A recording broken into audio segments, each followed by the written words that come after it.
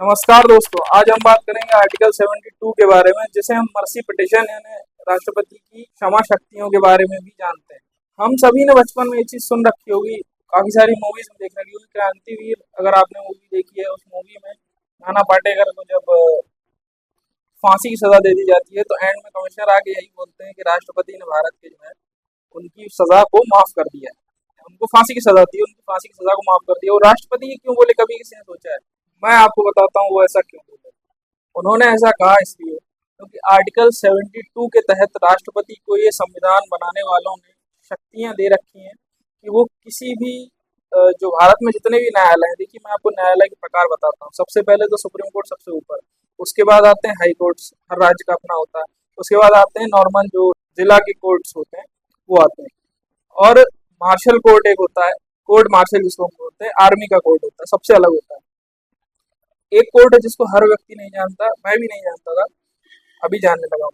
Tribunal court, जो आदिवासी लोग होते हैं उनका कोर्ट भी होता है, अलग होता है, उनके नियम भी थोड़े अलग होते हैं। किसी भी कोर्ट का कोई भी डिसीजन हो, उसमें राष्ट्रपति संशोधन कर सकता है, उसको माफ कर सकता है, सजा में राहत दे सकता है, फांसी को माफ कर सकता है। राष्ट्रपति के पास इतनी सारी शक्तियां आर्टिकल 72 के तहत ही दी गई। इसमें कुछ कुछ जो शब्दों का प्रयोग किया गया है वो मैं आपको बताता हूँ। इसमें टोटल 5 शब्दों का प्रयोग किया गया है। इसमें आता है सबसे पहले रिप्राइव, यानी कि डिले, सजा को डिले कर सकता है राष्ट्रपति। यानी आज जैसे उसको सजा हुई है तो 10 दिन बाद या महीना भर बाद के लिए बोल सकता है। कोर्ट ने अगर कहा है तो राष्ट्रपति 10 दिन और महीना भर बाद कोर्ट की बात को टाल सकता है, कर सकता है आराम से, कोई कहीं प्रॉब्लम हो। जैसे 1 जून को या 1 जुलाई को किसी को सजा दी गई है तो 1 जून की 1 जुलाई कर सकता है, 1 अगस्त कर सकता है, ऐसा राष्ट्रपति कर सकता है, सजा को आगे बढ़ा सकता है। दूसरा शब्द है रिमाइंड, जिसको हम नॉर्मली रिड्यूस के नाम से जानते हैं, सजा को कम कर सकता है, 15 साल की सजा को 10 साल की कर सकता है। रिस्पाइट, रिस्पाइट सिर्फ स्पेशल केसेस में ही लागू होता है। रिस्पाइट का जो नॉर्मल चीज आप देख लीजिए, जैसे मान लीजिए कोई गर्भवती महिला है, प्रेग्नेंट वुमन है, उनको अगर किसी सजा में दोषी पाया गया है, किसी गुनाह में दोषी पाया गया है, तो उनकी सजा में राहत दे सकता है, उनको आराम वाले काम दे सकता है। फिर आता है कम्यूटेट, यानी कि सजा को बदल सकता है, सजा की प्रवृत्ति को बदल सकता है। फांसी की सजा को उम्र कैद में कर सकता है, ये कर सकता है।